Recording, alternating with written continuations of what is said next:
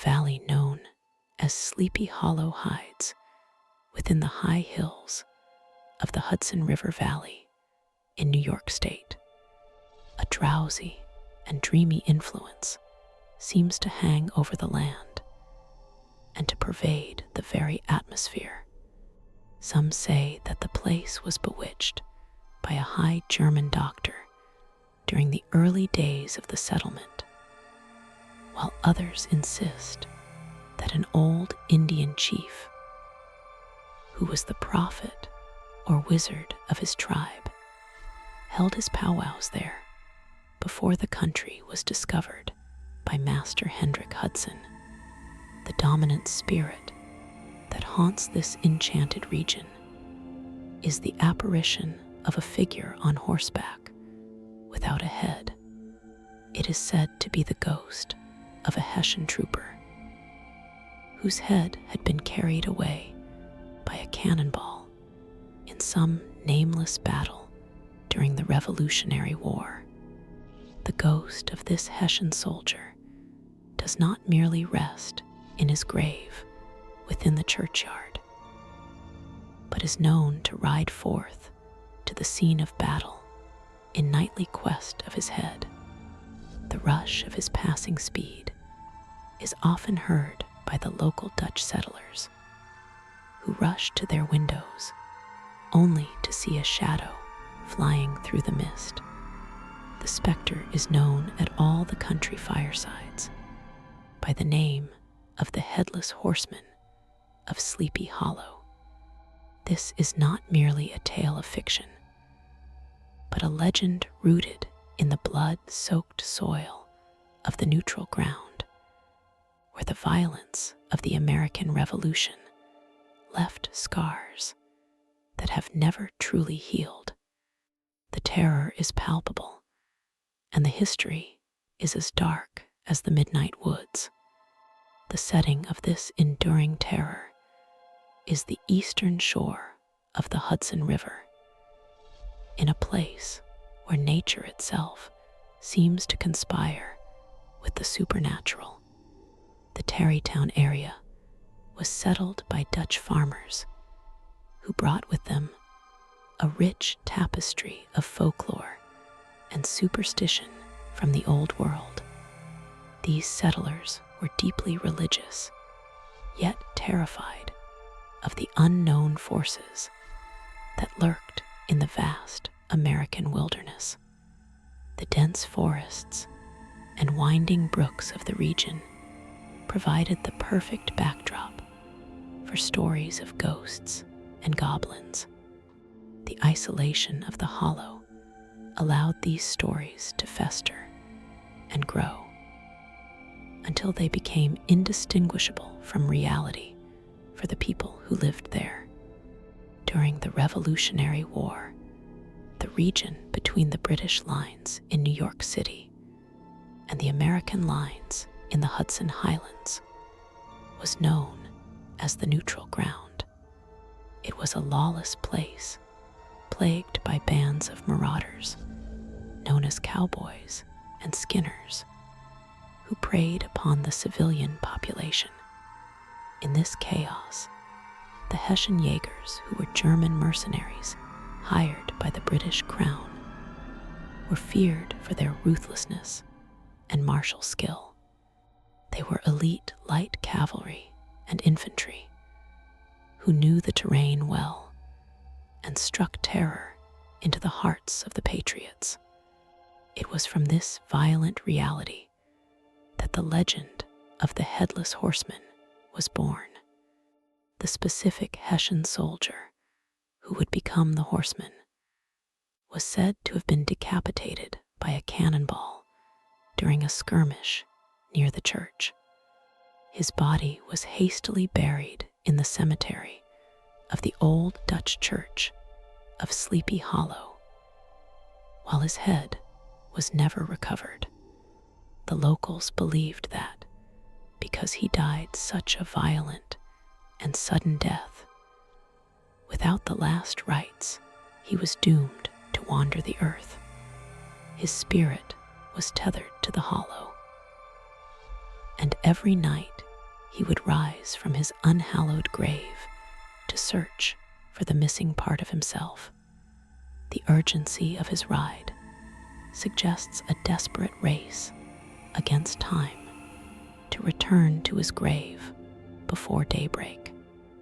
Into this land of shadows and whispers came Ichabod Crane, who was a native of Connecticut.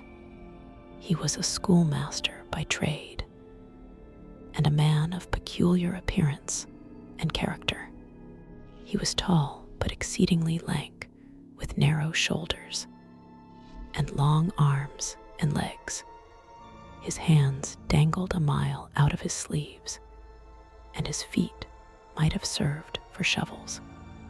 His head was small and flat at top, with huge ears and large green glassy eyes. To see him striding along the profile of a hill on a windy day, with his clothes bagging and fluttering about him, one might have mistaken him for the genius of famine descending upon the earth, or some scarecrow eloped from a cornfield. Ichabod Crane was a man of great appetite, both for food and for the supernatural. He was a conscientious man who never spared the rod, and believed that to spare the rod was to spoil the child. Yet outside the schoolhouse, he was a companion to the larger boys, and even accompanied the smaller ones home, especially if they had pretty sisters or thrifty mothers. He was the singing master of the neighborhood, and picked up many bright shillings by instructing the young folks in psalmody. His voice resounded far above all the rest of the congregation on Sundays, and firmly supported the parson in the choir.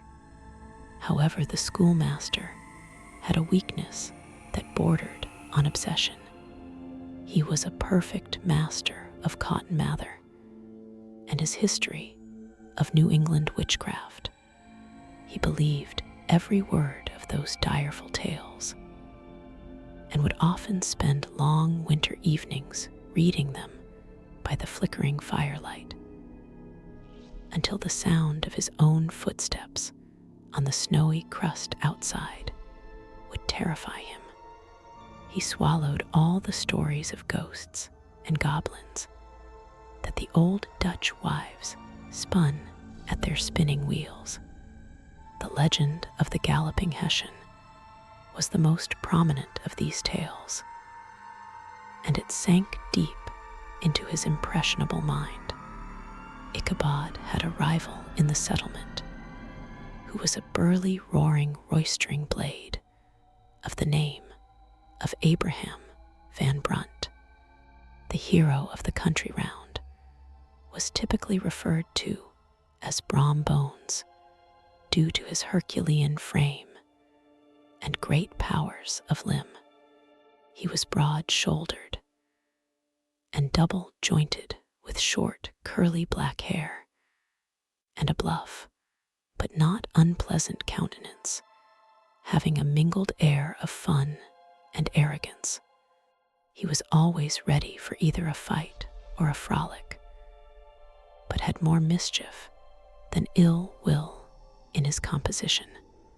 He was the leader of a troop of wild riders who were the terror of the village.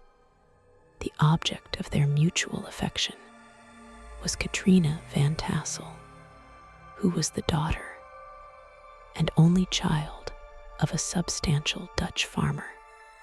She was a blooming lass of fresh 18 plump as a partridge, and ripe and melting, and rosy-cheeked as one of her father's peaches.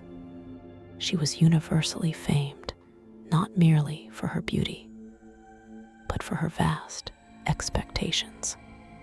She was withal a little of a coquette, as might be perceived even in her dress, which was a mixture of ancient and modern fashions, as most suited to set off her charms. She wore the ornaments of pure yellow gold, which her great-great-grandmother had brought over from Sardom. The tension between Ichabod Crane and Brom Bones grew as they vied for the attention of the fair Katrina. Brom would have carried matters to open warfare and settled their pretensions to the lady according to the mode of those who were referred to as knights errant of yore by single combat. But Ichabod was too conscious of the superior might of his adversary to enter the lists against him. He had overheard the boast of Bones that he would double the schoolmaster up and lay him on a shelf of his own schoolhouse.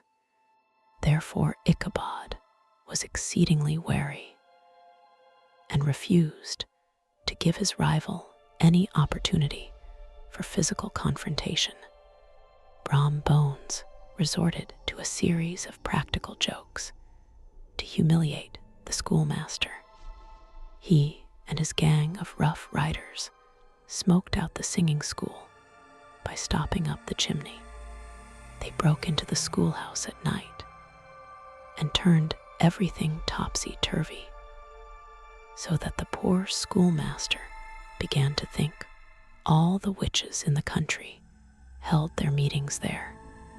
But what was still more annoying, Brom took all opportunities of turning Ichabod into ridicule in presence of his mistress, and had a scoundrel dog whom he taught to whine in the most ludicrous manner whenever Ichabod instructed her in psalmody.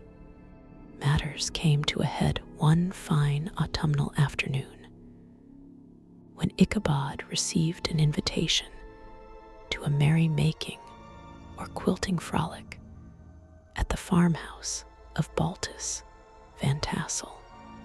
The scholars were hurried through their lessons without the usual attention to detail.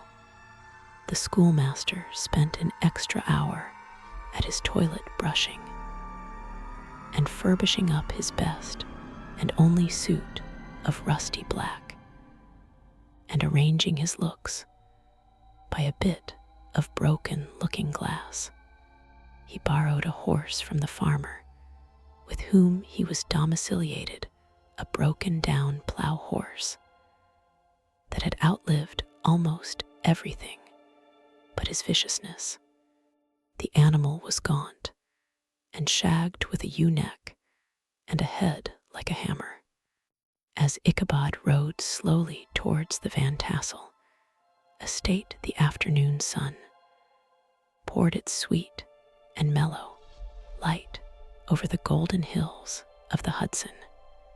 The forests were putting on their sober brown and yellow, and some trees of the tenderer kind had been nipped by the frosts into brilliant dyes of orange and purple and scarlet.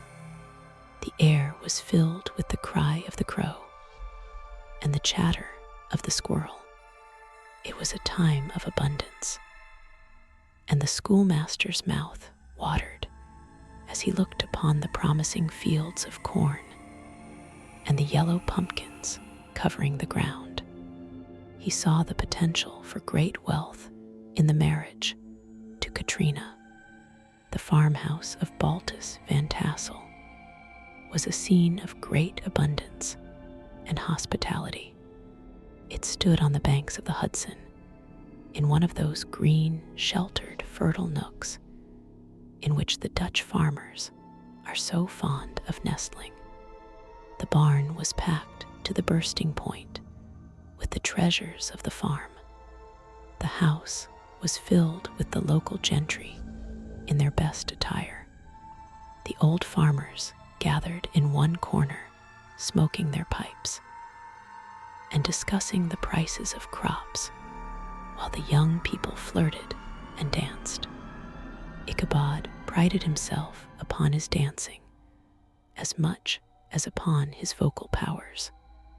As the evening war on the dance ended, and the party gathered on the piazza to tell stories, the old Dutch inhabitants sat smoking their long pipes and spinning tales of the war. They spoke of the dark days of the Revolution, when the British ships lay at anchor in the river, and the raiding parties scoured the countryside. But the conversation inevitably turned to the ghosts and specters that haunted the neighborhood. The chief part of the stories turned upon the favorite specter of Sleepy Hollow, the Headless Horseman, who had been heard several times of late patrolling the country.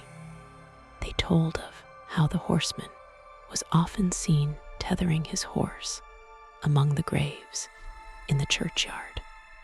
Brom Bones asserted that he had met the horseman one night and offered to race him for a bowl of punch.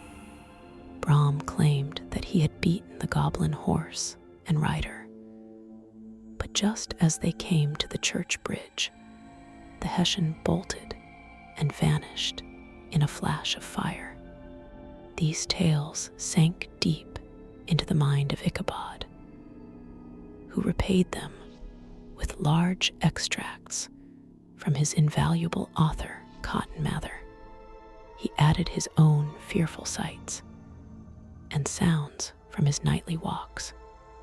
The party broke up late at night, and the neighbors drove off in their wagons. Ichabod lingered behind to have a private talk with Katrina, but something went wrong. He left the house with an air quite desolate and chapfallen, without looking to the right or left to notice the scene of rural wealth on which he had so often gloated. He went straight to the stable, and with several hearty cuffs and kicks, roused his steed.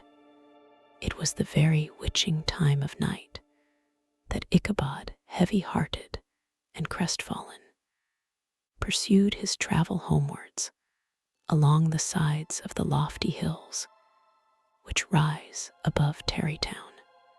The night grew darker, and the stars seemed to sink deeper in the sky.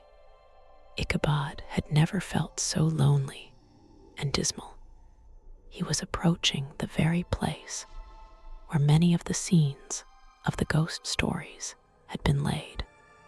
In the center of the road stood an enormous tulip tree, which towered like a giant above all the other trees of the neighborhood and formed a kind of landmark. Its limbs were gnarled and fantastic, large enough to form trunks for ordinary trees, twisting down almost to the earth and rising again into the air. It was connected with the tragic story of the unfortunate Major Andre, who had been taken prisoner hard by.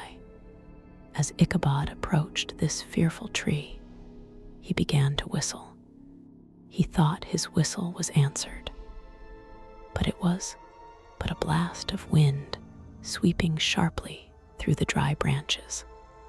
As he came a little nearer, he thought he saw something white hanging in the midst of the tree. He paused and ceased whistling, but on looking more narrowly perceived that it was a place where the tree had been scathed by lightning, and the white wood laid bare. Suddenly he heard a groan. His teeth chattered, and his knees smote against the saddle. It was but the rubbing of one huge bough upon another, as they were swayed about by the breeze. He passed the tree in safety, but new perils lay before him. About 200 yards from the tree, a small brook crossed the road and ran into a marshy and thickly wooded glen known as Wiley's Swamp. A few rough logs, laid side by side, served for a bridge over this stream. On that side of the road, where the brook entered the wood, a group of oaks and chestnuts, gloomy and dense, threw a cavernous gloom over it. To pass this bridge was the severest trial. It was at this identical spot that the unfortunate Andre was captured. And under the covert of those chestnuts and vines were the sturdy yeomen concealed who surprised him. As he approached the stream, his heart began to thump. He summoned up, however, all his resolution, gave his horse half a score of kicks in the ribs, and attempted to dash briskly across the bridge. But instead of starting forward, the perverse old animal made a lateral movement and ran broadside against the fence. The schoolmaster bestowed both whip and heel upon the starveling ribs of old Gunpowder, who dashed forward snuffling and snorting, but came to a stand just by the bridge with a suddenness that had nearly sent his rider sprawling over his head. Just at this moment, a plashy tramp by the side of the bridge caught the sensitive ear of Ichabod. In the dark shadow of the grove, on the margin of the brook, he beheld something huge, misshapen, black, and towering. It stirred not, but seemed gathered up in the gloom like some gigantic monster, ready to spring upon the traveler. The hair of the affrighted pedagogue rose upon his head with terror. What was to be done? To turn and fly was now too late. And besides, what chance was there of escaping ghost or goblin, if such it was, which could ride upon the wings of the wind? Summoning up a show of courage, he demanded, in stammering accents, "Who are you?" He received no reply. He repeated his demand in a still more agitated voice. Still there was no answer. Once more he cudgeled the sides of the inflexible Gunpowder, and shutting his eyes broke forth with involuntary fervor into a psalm tune. Just then the shadowy object of alarm put itself in motion, and with a scramble and a bound stood at once in the middle of the road. Though the night was dark and dismal, yet the form of the unknown might now in some degree be ascertained. He appeared to be a horseman of large dimensions, and mounted on a black horse of powerful frame. He made no offer of molestation or sociability, but kept aloof on one side of the road. Ichabod, who had no relish for such strange midnight companions, and bethought himself of the adventure of Brom Bones, with the Galloping Hessian, now quickened his steed in hopes of leaving him behind.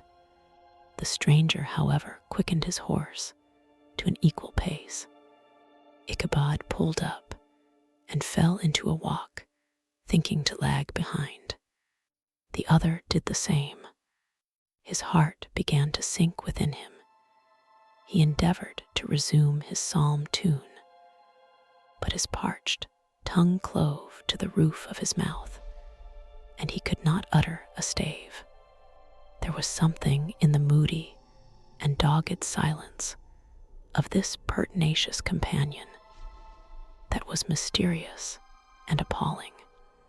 On mounting a rising ground, which brought the figure of his fellow traveler in relief against the sky gigantic in height, and muffled in a cloak Ichabod was horror struck on perceiving that he was headless, but his horror was still more increased on observing that the head, which should have rested on his shoulders, was carried before him on the pommel of the saddle. His terror rose to desperation. He rained a shower of kicks and blows upon Gunpowder, hoping by a sudden movement to give his companion the slip. But the spectre started full jump with him. Away then they dashed through thick and thin stones flying, and sparks flashing at every bound. Ichabod's flimsy garments fluttered in the air as he stretched his long, lank body away over his horse's head in the eagerness of his flight. They were now reaching the road that turns off to Sleepy Hollow, but Gunpowder, who seemed possessed with a demon, instead of keeping up, it made an opposite turn and plunged headlong downhill to the left. This road leads through a sandy hollow shaded by trees for about a quarter of a mile, where it crosses the bridge famous in Goblin story.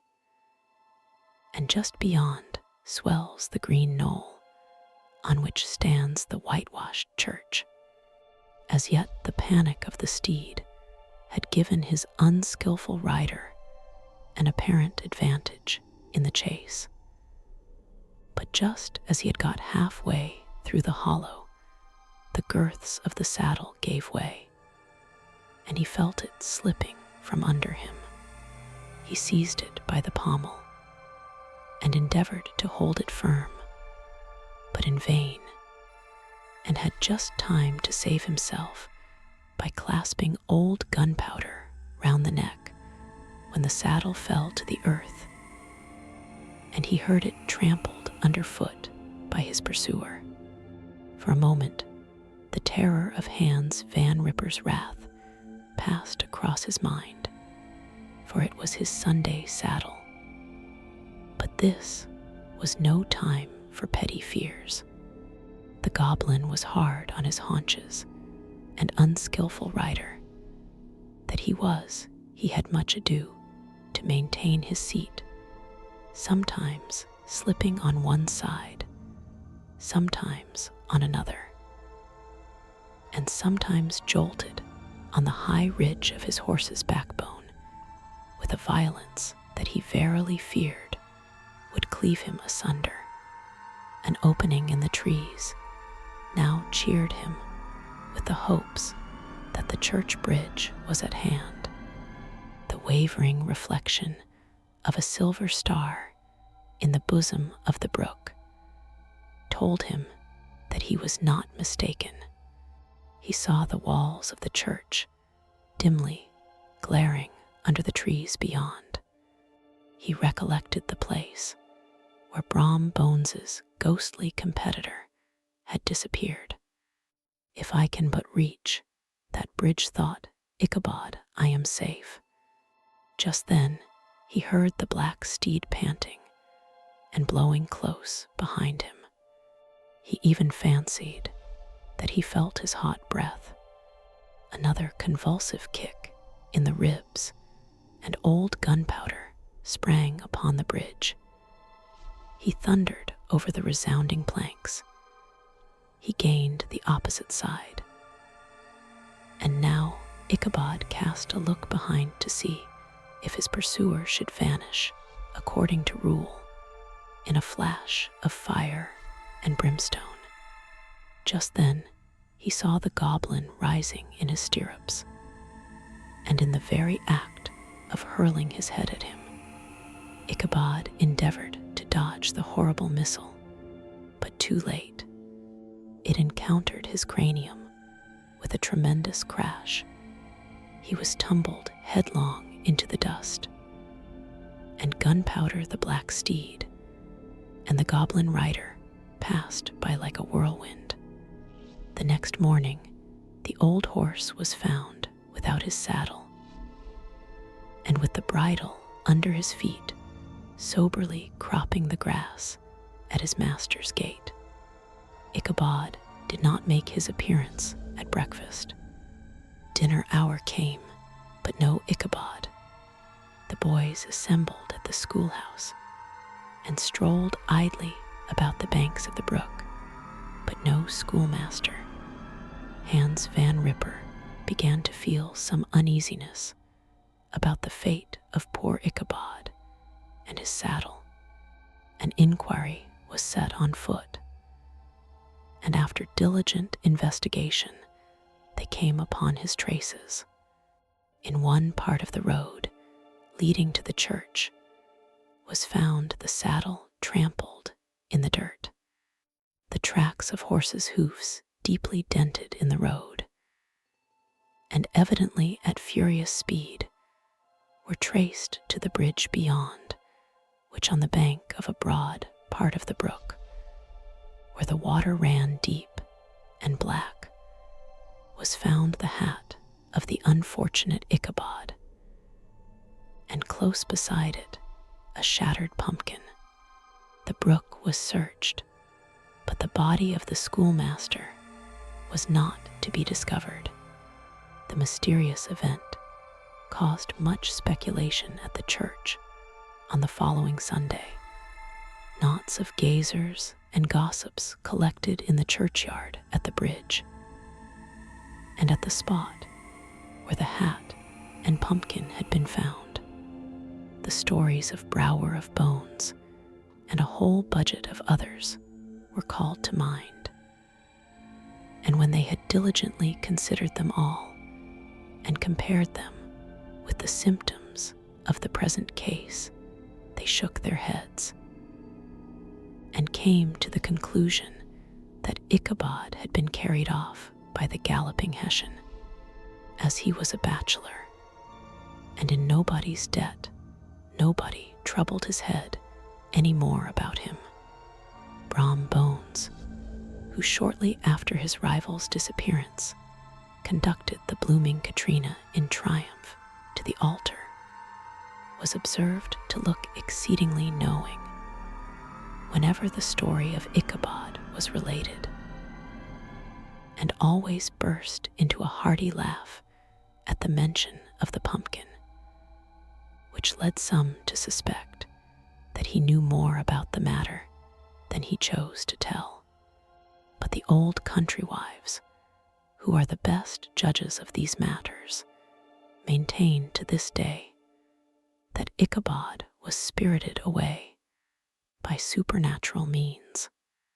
The bridge became more than ever an object of superstitious awe, and the schoolhouse was reported to be haunted. To this day, the town of Sleepy Hollow retains its eerie charm. The monument to the captors of Major Andre still stands, and the old Dutch church still watches over the rows of ancient gravestones where the Hessian soldier is said to lie. The legend of Ichabod Crane and the Headless Horseman has become immortal, woven into the very identity of the Hudson Valley. Visitors flock to the region every autumn, hoping to catch a glimpse of the supernatural, or simply to walk in the footsteps of the legend that Washington Irving brought to life. Yet on certain nights, when the mist rises from the river and the moon is hidden behind thick clouds, the locals still avoid the old church bridge. They say the galloping of a horse can be heard echoing through the valley, followed by a mocking laughter carried on the wind. The Headless Horseman is not merely a story in a book, but a presence that endures in the dark corners of the imagination and the deep shadows of the woods. The terror of Sleepy Hollow is timeless, a reminder that some legends never truly die, but wait in the darkness for the next traveler to lose their way.